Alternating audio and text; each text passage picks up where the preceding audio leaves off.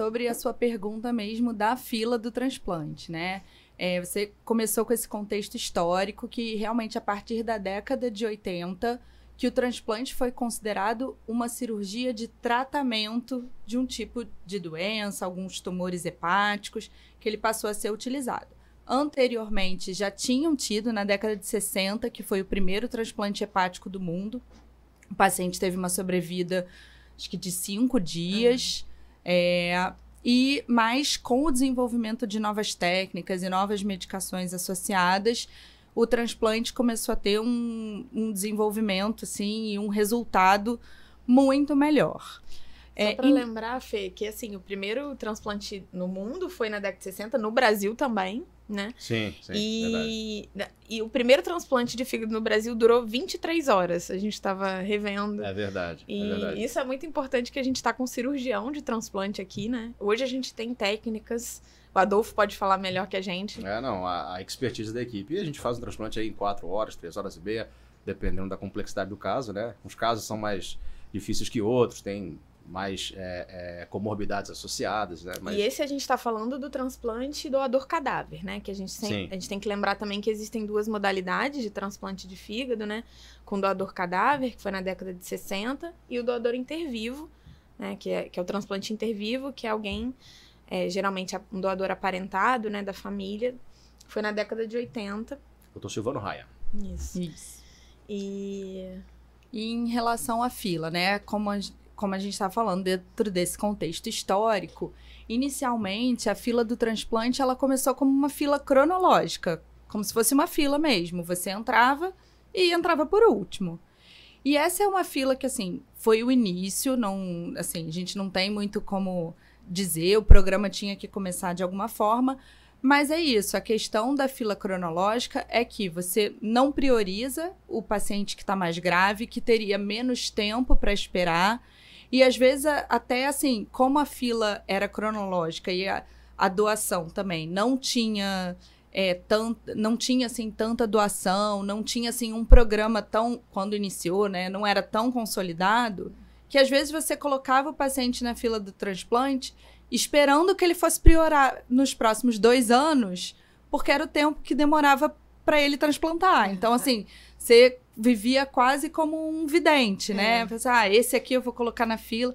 Não, claro que não era assim. Diagnosticava uma hepatite C, né? E aí você, assim que você fazia o diagnóstico, colocava o paciente na fila. Você não sabia nem se aquele paciente ia precisar. Porque você não sabia exatamente quanto tempo ia. Exatamente. Outra coisa que mudou muito para o transplante, o tratamento da hepatite C. Antigamente a gente não tinha uma cura tão importante, acima de 90% como a gente tem hoje em dia.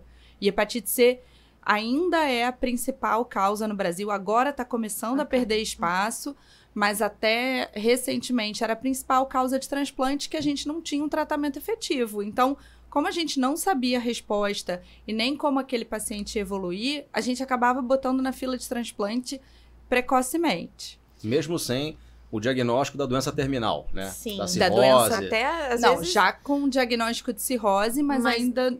Não funcionalmente necessariamente descompensada, né? O paciente bem, porque você não sabia o que ia acontecer dali um tempo. E aí, a partir de 2006... Isso. Acabou, assim, a gente acabou...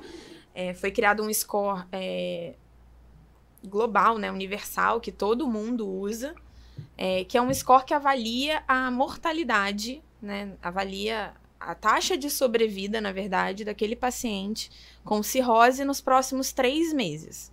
Então, é um cálculo que a gente faz baseado nos exames laboratoriais do paciente. Então, não é nada subjetivo, né, Fernando? Que assim, porque às vezes assim, o meu paciente tem encefalopatia, tem algum grau de acometimento por causa da cirrose, mas isso é uma coisa muito subjetiva, né? Eu posso achar que meu paciente está mais grave que o seu, mas não. O MELD, que é essa pontuação que a gente calcula baseado nos exames de sangue, é uma coisa muito objetiva.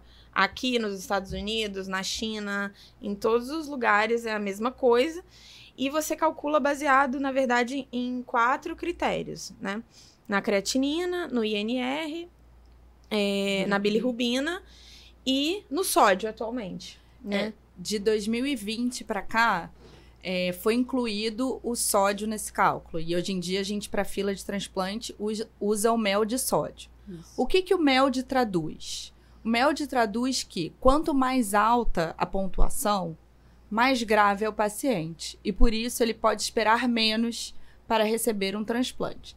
Então, atualmente, a fila de transplante hepático, ela é primeiramente organizada, dividida, né, de acordo com a compatibilidade do tipo sanguíneo. Então, é como se a gente tivesse uma fila para o grupo A, uma para o grupo B, uma para o AB e uma para o grupo O. E você só pode entrar na fila do seu grupo, porque não tem como não ter essa compatibilidade. Uhum. E ela é organizada de acordo com a sua pontuação. Quem tem mais ponto é mais grave e, por isso, passa na frente. E isso é uma coisa, assim, que não... E aí, assim, não tem essa muita coisa de tempo, né? Varia conforme a gravidade do paciente. Então, o paciente mais grave, mesmo ele entrando depois do paciente que tem um MELD mais baixo, ele vai ficar à frente na fila, né?